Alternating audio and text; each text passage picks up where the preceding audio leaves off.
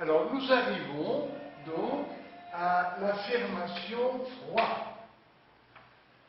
Alors, grand Z égale IZ sur Z-2, c'est la même fonction dont on a parlé tout à l'heure, et par hypothèse, bien sûr, Z est différent de 2 pour ne pas qu'on ait 0 ici. Et alors, où est cette affirmation 3? La voilà. Grand Z est un imaginaire pur si et seulement si Z est un réel. Alors, quand on ajoute et seulement si, ça veut dire propriété directe et propriété réciproque. Il faut faire deux démonstrations. Comment? Eh bien, on prend par hypothèse grand Z est imaginaire et à force de logique, de déduction, il faut montrer alors que Z est réel. Deuxièmement, il faut partir à l'envers. Si Z est un réel, alors grand Z est un imaginaire pur. Je vais juste, vous voyez, mettre mon petit grain de sel. Que veut dire imaginaire pur? Alors, les images des nombres imaginaires purs sont sur l'axe des Y. Voilà, c'est l'axe OY.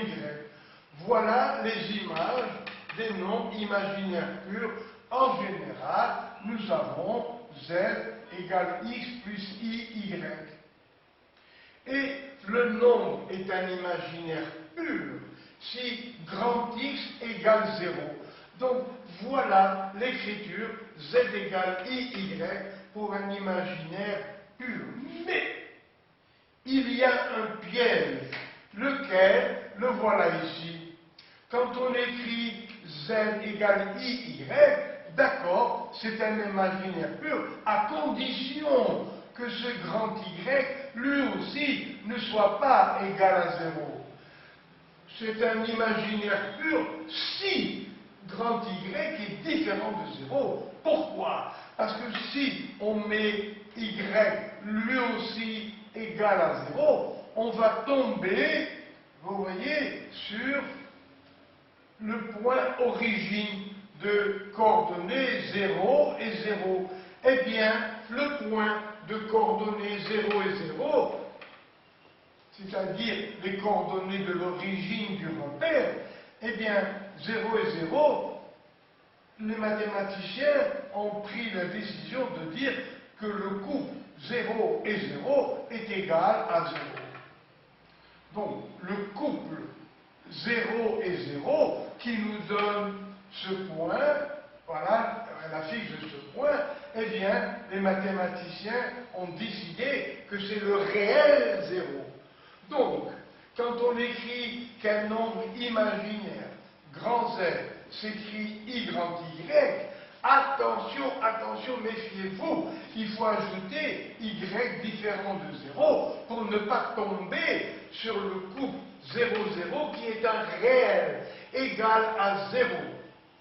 Attention, j'ai même vu des problèmes de probabilité où beaucoup de candidats sont tombés dans le piège parce qu'ils n'ont pas écrit Y différent de 0, parce qu'il s'agissait de tirer au hasard des jetons où il y avait des numéros 1, 2, 3, 0, 1, 2, 3, 4. Alors quand on tirait deux jetons, eh bien on avait grand X et grand Y d'un nombre complexe. Et on demandait à quelles conditions le nombre qui a été tiré est réel ou imaginaire pur. Et pour imaginaire pur, il fallait dire grand Y différent de 0. Il ne fallait pas tirer, vous voyez, le jeton où il y avait écrit le 0. Donc il y a des pièges, il faut faire attention. Donc un imaginaire pur, oui, il s'écrit sur la forme IY. Avec Y différent de 0, on s'en sert aujourd'hui. Alors, grand Z égale IZ sur Z-2. Voilà l'affirmation numéro 3. Grand Z est un imaginaire pur si et seulement si petit z est un réel. Voilà. Alors, moi, je suis parti dans le sens de cette démonstration, je pars de petit z est un réel. Si z est un réel, z sur z-2 sera aussi un réel. Bien sûr, avec z différent de 2. Alors, regardez, si z est un réel, eh bien, z sur z-2 est un réel. Comme il y a i devant, grand Z devient un imaginaire pur. Ah, attention, il faut aussi dire que petit z, vous voyez, doit être différent de 0 pour écrire imaginaire pur. Donc voilà un piège. À part la condition z différente de 2, il faut ajouter la condition petit z différent de 0 pour que grand Z soit un imaginaire pur. Alors je reprends. Grand Z est un imaginaire pur si et seulement si Z est un réel. Voilà l'affirmation. Alors je pars de petit z réel et j'arrive à grand Z imaginaire pur. Comment? Alors, si petit z est un réel, z sur z-2 est un réel. Donc, grand Z égale I, Z sur Z-2, puisque ce Z sur Z-2 est un réel, avec I devant, ça devient un imaginaire pur. Mais attention au piège, il faut que ce nombre soit différent de 0, c'est-à-dire, attention, il faut ajouter la condition petit z différent de 0, à part grand Z différent de 2 qu'on avait donné. Alors maintenant, démonstration réciproque. Je pars de grand Z, qui est un imaginaire pur. Donc, grand Z égale IY, avec Y réel. Et j'ai ajouté Y différent de 0. Alors, regardez, grand Z égale I grand Y. Parce que on nous a dit, au début, grand Z est un imaginaire pur. Et après, il faut conclure que petit z est réel. D'accord. Alors, grand Z égale I grand Y. Et grand Z, c'est IZ sur Z-2. Alors, regardez, I grand Y égale IZ sur Z-2. Simplifions par I. Donc, grand Y, qui est réel, égale Z sur Z-2. On va dire le produit des extrêmes est égal au produit des moyens. Voilà. Regardez, allons-y. Ça fait Y, grand Y, petit z, moins 2 grand Y, égale petit z. Et maintenant, on va chercher z, petit z. On déplace. On met les petits z ensemble. Ça fait grand Y petit z moins petit z égale 2 grand Y. Voilà. Donc, petit z égale 2 grand Y sur Y moins 1. Mais, par hypothèse, grand Y est un réel. Donc, 2 grand Y sur Y moins 1 est aussi un réel. Avec la condition grand Y différent de 0 et c'est nouveau grand Y différent de 1 pour ne pas avoir ici 0 au dénominateur. Donc, nous sommes partis de grand Z imaginaire pur. Et comme il y a I devant, ça veut dire que ce nombre est réel. Voilà.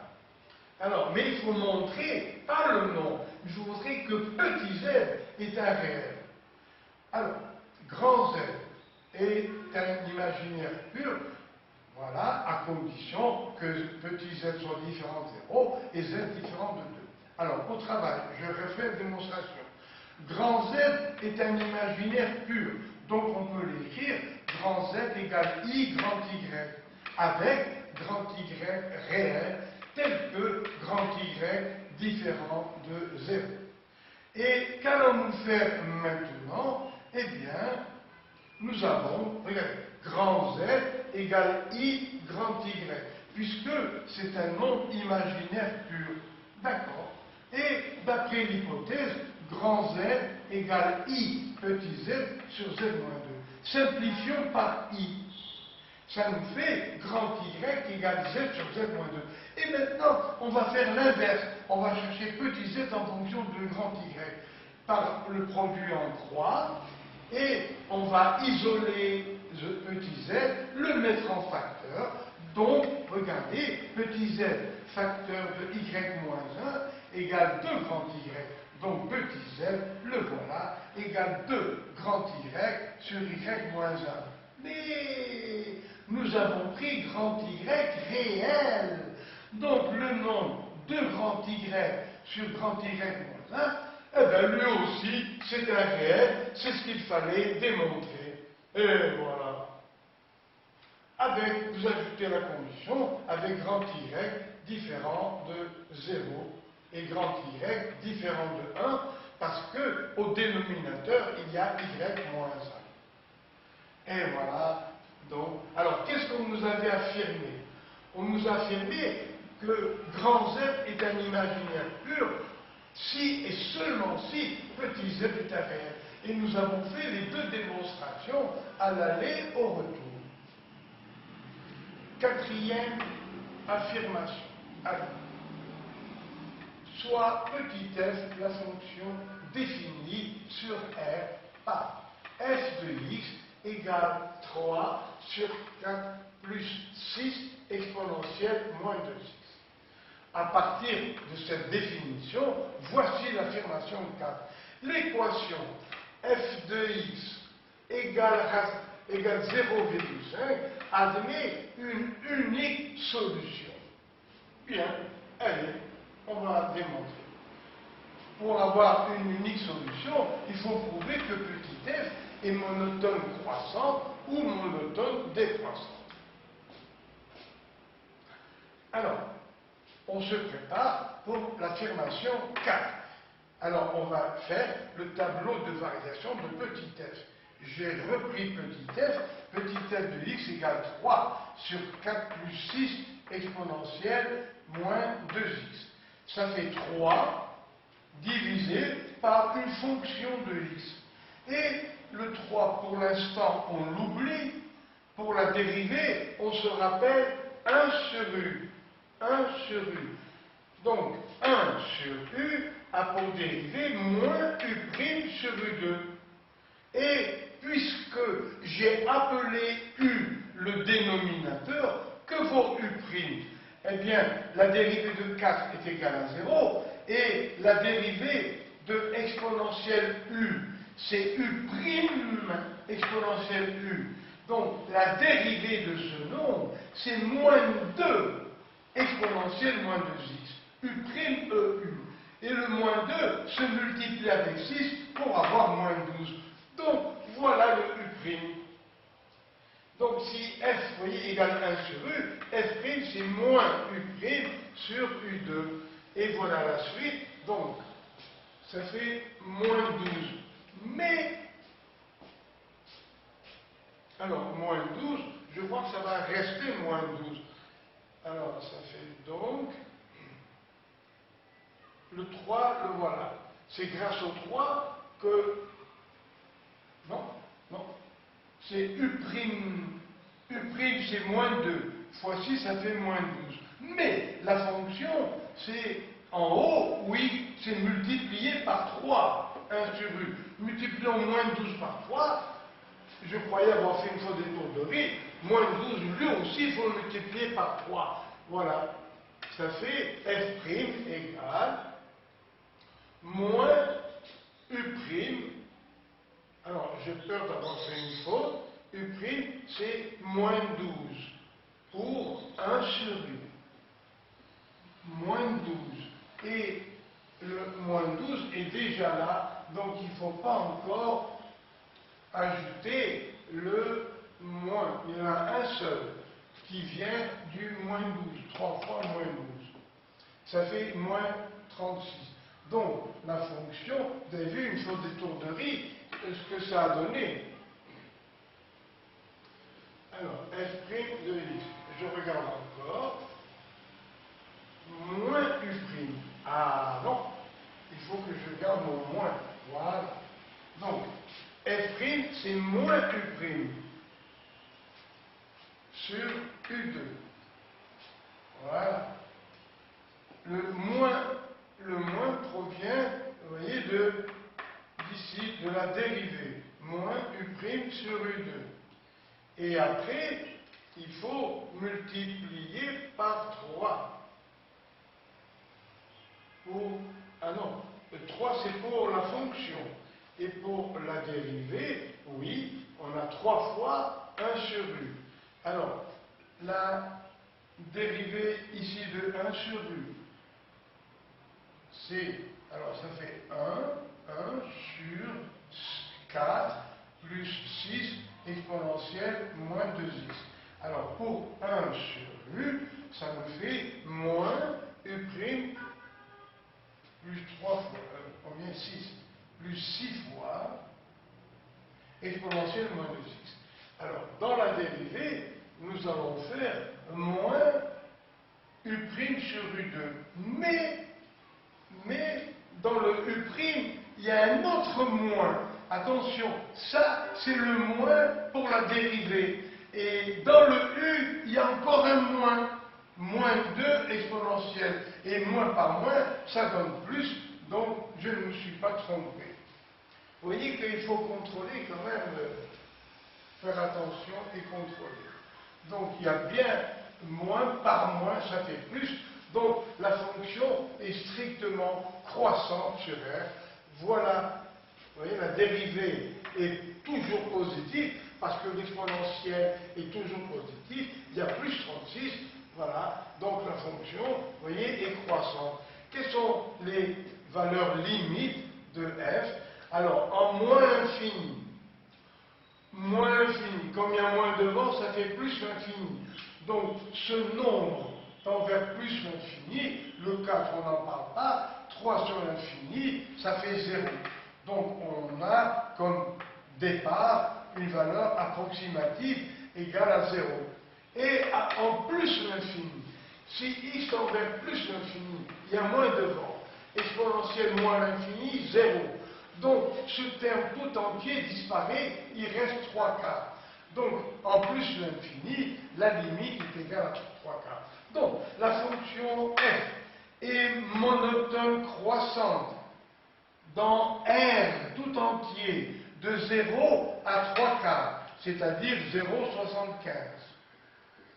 Et donc, d'après le théorème des valeurs intermédiaires, vous voyez, la fonction, puisqu'elle est monotone croissante, elle prend une valeur une seule fois. Elle ne va pas, comme dans un cas pareil, avoir une valeur et reprendre la valeur après.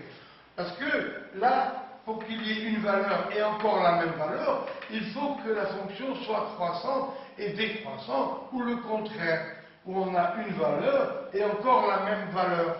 Ce n'est vrai que si la fonction, vous voyez, change de variation. Mais là, elle est monotone croissante de 0 à 3 quarts. Donc elle va prendre une seule fois chacune des valeurs, y compris 0,5. Vous voyez, f de x est égal à 0,5 pour une seule valeur de x, qu'on appelle en général alpha. Eh bien, donc, l'affirmation 4 est vraie. L'équation f de x égale 0,5 admet une solution unique. Oui, voilà f de x, 0,5, y compris entre 0 et 0,75, mais dans une fonction monotone, elle prend une seule fois chaque valeur des réels. Quand je dis une seule fois, ça veut dire pour une seule valeur de x qu'on a l'habitude d'appeler alpha. Alors, voilà ce que j'ai écrit. D'après le théorème des valeurs intermédiaires, f est monotone croissante sur 1. Donc, f de x prend la valeur 0,5 pour une seule valeur alpha de x, telle que f de alpha égale 0,5. Donc, l'affirmation 4 est vraie. Et maintenant, je me suis permis d'ajouter un petit supplément. Eh bien, nous allons résoudre approximativement l'équation f de x égale 0,5. Et pourquoi pas? Alors, voilà f de x égale 0,5, ça fait 1,5. Bien, regardez, on va multiplier par 2 les deux membres. En multipliant par 2 en haut, on va simplifier par 2 en bas. Ça fait 3 sur 2 plus 3 exponentielle moins 2x. Je multiplie par 2, ça fait 1. On va, bien sûr, la fraction est égale à 1, donc le numérateur est égal au dénominateur. Donc 2 plus 3 exponentielle égale 3. On va isoler l'exponentielle. 3 exponentielle égale 3 moins 2, ça fait 1. Divisons par 3. Exponentielle moins 2x égale 1 tiers. Ouais. Alors maintenant, nous allons prendre la fonction réciproque. Si exponentielle u égale v, eh bien u égale ln de v. C'est l'opération inverse. Parce que exponentielle est l'inverse de logarithme. Et si vous avez oublié, eh bien, tout gentiment, vous prenez le logarithme nettarien des deux membres. Ça fait ln de exponentielle u égale ln de v. ln exponentielle u, ça fait u ln de e égale ln de v. Mais ln de e, c'est 1. Alors donc, vous voyez, on arrive à u égale ln de v. Donc, ici, moins 2x, vous voyez, la puissance qui est là, moins 2x égale ln de, voilà, moins 2x égale ln de 1 tiers. ln de 1 tiers, c'est ln de 1 moins ln de 3. ln de 1, ça fait 0. Donc, il reste moins 2x égale moins ln de 3. Simplifions par moins 1, et ça fait x égale 1,5 ln de 3. ln de 3, c'est 1,09. Mettons 1,5 devant. La moitié de 1,09, c'est 0,545. Et on nous avait donné comme réponse dans l'affirmation 0,54. Voilà, l'algorithme suivant affiche 0,54 pour le nombre alpha. Voilà. Alpha est presque égal à 0,54. Dans ce calcul, j'ai poussé un peu plus loin la précision, mais vous voyez, il n'y a aucune conséquence. Et voilà. Alors, je vous déplace la caméra pour faire la suite.